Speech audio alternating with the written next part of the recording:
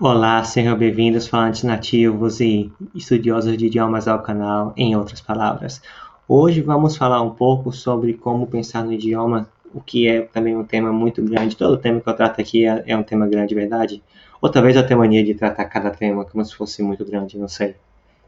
Decidam aí qual dessas duas afirmações é a verdadeira e podem deixar um comentário.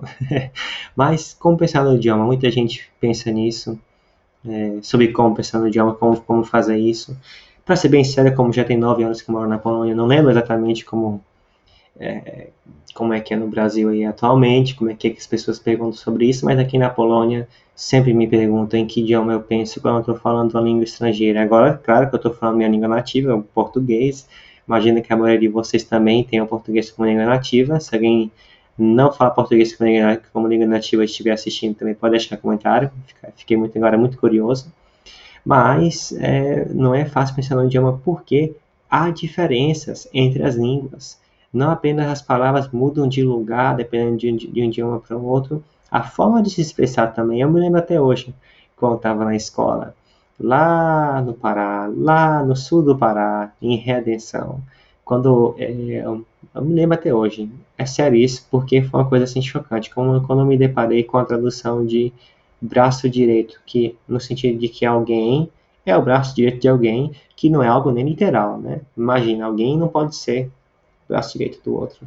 A imagem está atrapalhando um pouco, né? Mas então, começando o idioma. E aí, em inglês, que alguém é o braço direito, se fala que alguém, né? Por exemplo, ele é o braço direito dela, né? He's her right hand. He's her right hand. Ele é her right hand, a direita mão dela, literalmente, ou a mão direita dela. Como é que alguém pode ser a mão direita? A gente fala em português que alguém é o braço direito, mas é assim que se fala em inglês. Então, é um exemplo de como é que a gente faz pensar no idioma, sendo que há diferenças, né? E a gente fala na palavra braço, eles falam em mão. Bom, não está muito longe, né? Mão e braço, né? Seria pior se fosse de outra forma. Mas como parar pensar no idioma? Como parar de traduzir literalmente? Dou aqui um exemplo do português.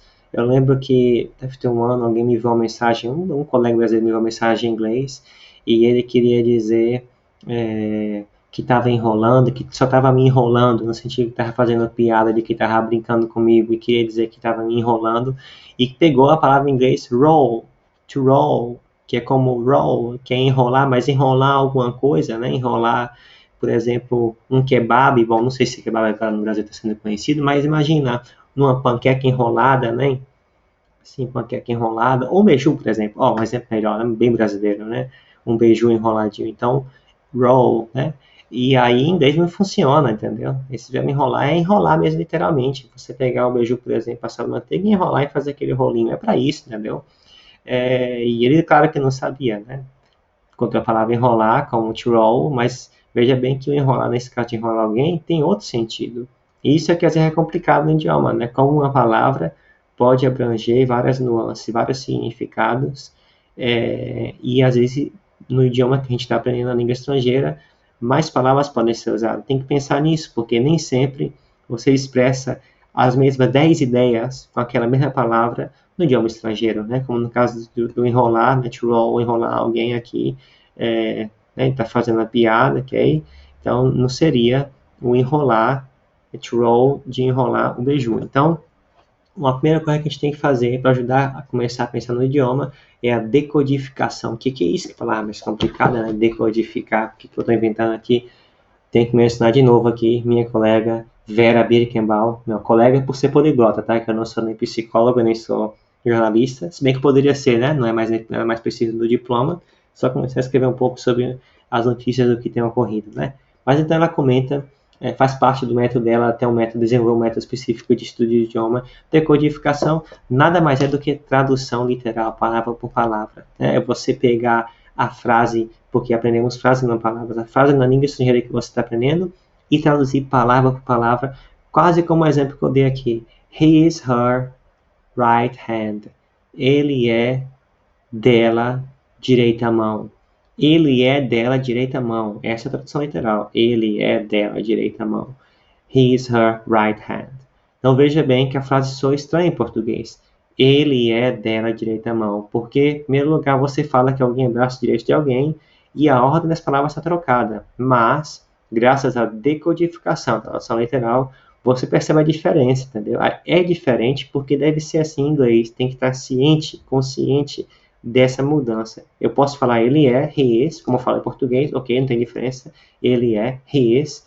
Mas atenção, o braço direito dela. Você põe a palavra o, né, um artigo definido, braço direito dela. Em inglês, nesse caso aqui, não precisa do o, né? Temos aqui a palavra her, dela, o dela, a dela, né? Basta isso, né?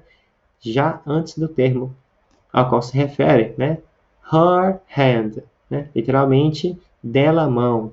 Mas ainda tem um adjetivo, né? Se eu fosse pensar assim, bom, eu sei que nesse caso o braço direito é a mão, vou dizer, então, talvez, hand right. Não, não. Português é mão direita. Mas em inglês deve ser ao contrário. Muita gente deve saber que hot dog, como a gente fala, hot dog em inglês, é quente cachorro, quer dizer, cachorro quente, né? Lá, muitos anos atrás, quando a gente, de repente, conheceu o hot dog, o cachorro-quente, através dos americanos, quem sabe, eu não sei muito bem a história, talvez tenha sido traduzido como cachorro-quente, lá do termo hot dog. Boa tradução, não precisa falar hot dog, acho que em Portugal deve usar o termo em inglês. Alguns termos gostam de usar inglês em Portugal, apesar de já ter ouvido eles dizerem que é a gente que gosta, mas não sei, fico na dúvida de onde é que se usa mais termos em inglês no dia a dia, no português falado, se no Brasil ou se em Portugal. Bom, sem querer que ofenda ninguém entrar em discussões sobre isso, podem também deixar no comentário a sua opinião. Mas, cachorro quente, hot dog, quente cachorro, né? Adjetivo, quer dizer, a qualidade e o substantivo. E como no exemplo que eu dei aqui, né? His, her, right hand. Ele é dela, direita mão. Então, é preciso saber que a tradução literal ajuda você a entender como é que funciona o idioma. Porque, por exemplo, se você depois aprender a palavra, por exemplo, na questão política, alguém é de direita, que alguém é de direita, você vai falar, olha só, que não alguém, por exemplo, ele é de direita, he is right, né? Você tem que falar que ele é como direita asa, né? Porque é assim que se expressa, asa como wing, e sai, he is right wing. Então, ele é direita asa, sim, é assim que se fala em inglês, né? É preciso aceitar e entender a diferença. Então, a tradução literal é muito importante para você não ficar traduzindo do português para o inglês, para o idioma que você está estudando, porque isso não vai funcionar sempre, porque as pessoas podem não entender. Dou aqui o exemplo de novo do roll, meu colega disse, né? I'm rolling you, algo assim do tipo. O americano não vai entender, um britânico, um australiano não vai entender isso como eu estou fazendo piada com a sua cara, estou te enrolando ou estou te enganando. Não vai entender porque roll não tem esse sentido em inglês, só tem o sentido literal de enrolar, ou seja, I'm rolling you, significa mesmo que eu estou enrolando você. Imagina que eu pego um lençol, não sei, um papelão e enrola em volta de você, entendeu? Então seria esse sentido. Então a decodificação é muito importante, a tradução literal das suas frases, tá? Então outra coisa muito importante é a automatização, também é um tema muito abrangente, mas basicamente é você fazer com que o idioma seja parte do seu dia a dia, tornar ele algo automático. Você usa tanto, com tanta frequência, as mesmas coisas se repetem, que fica automático. Repara que quanto mais a gente treina, quanto mais a gente pratica, mais automático fica o que a gente faz. Eu posso até mencionar aqui o psicólogo alemão Spitzer Manfred. Eu até esqueci de estar com o livro aqui dele por perto, está ali, mas não vou pegar agora não. Mas no livro dele, como o nosso cérebro aprende, e eu também acho que ainda não tem tradução em português, é o Spitzer Manfred, eu deixo embaixo no comentário fixo, né, o nome desses autores que menciono, mas ele comenta algo importante sobre o cérebro, que o nosso cérebro realmente tem digamos, esse mecanismo, que quanto mais a gente pratica algo, quanto mais a gente faz algo, o espaço do nosso córtex cerebral que é relacionado com aquele tema se abrange, aumenta, entendeu? Devido à prática. Então, aquele velho conselho de você praticar, é importante exercitar, ajuda você a aprender. Isso tem base científica, sim, é assim que funciona o cérebro. Nosso cérebro entende que quanto mais a gente usa, quanto mais pratica aquilo, mais a gente tem que ficar automatizado, fazer aquilo de forma quase que robótica, entende que aquilo é importante e abrange no nosso cérebro, no nosso córtex cerebral, a região relacionada ao domínio desse conhecimento, como por exemplo da língua estrangeira.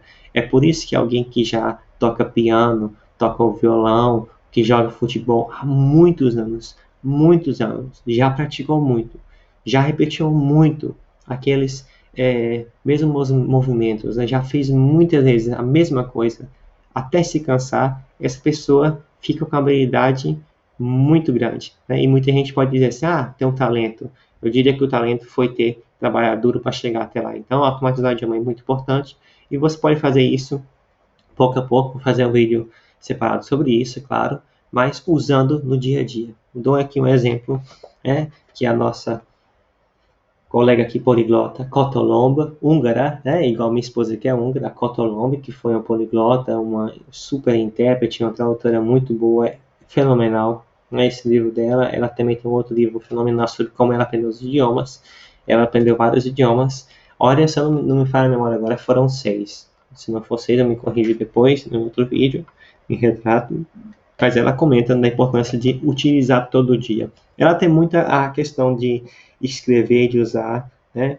De escrever em pedacinho de papel, hoje em dia você pode escrever no celular, coisas simples, frases, até mesmo que se errar com erro, mas você usar o idioma todo dia é importante para falar do que você está fazendo, do que você está vendo à sua volta todo dia. Tem que tentar fazer isso para poder ficar automático, poder o idioma fazer parte da sua vida, fazer parte do seu dia a dia. Afinal, o idioma é algo abstrato, não é algo concreto, é algo que está aqui na nossa cabeça, no nosso coração. Então, você tem que fazer com que essa língua estrangeira deixe de ser estrangeira e seja parte de você. Não língua nativa, afinal, você não vai fingir que é americano, não vai fingir que é polonês, não vai fingir que é húngaro, não dá. Mas você tem que estar tão familiarizado, tão habituado a ouvir, a usar, a falar, a pensar naquele idioma que vira parte de você. Então, essa questão de falar um pouquinho a cada dia, escrever, né? Assim, coisas simples que você está vendo à sua volta. Olha só, frases, tá? Não palavras, frases, né? De suas atitudes, do que você está vendo à sua volta, alguém fazendo todo dia, né? Você fazer isso. Você falar, somente pensar nessas frases, escrevê-las, ajuda você a automatizar. E assim fica muito mais fácil na hora de aprender mais vocabulário, de expandir seu conhecimento, na hora de até poder se comunicar com alguém. Então, não esqueçamos aí a tradução literal, que é a decodificação, e automatização. São duas ferramentas muito importantes para você começar a pensar no idioma. Obrigado pela atenção. Não esqueça de dar um like no vídeo. Então, até a próxima, galera tagarela. Muito obrigado.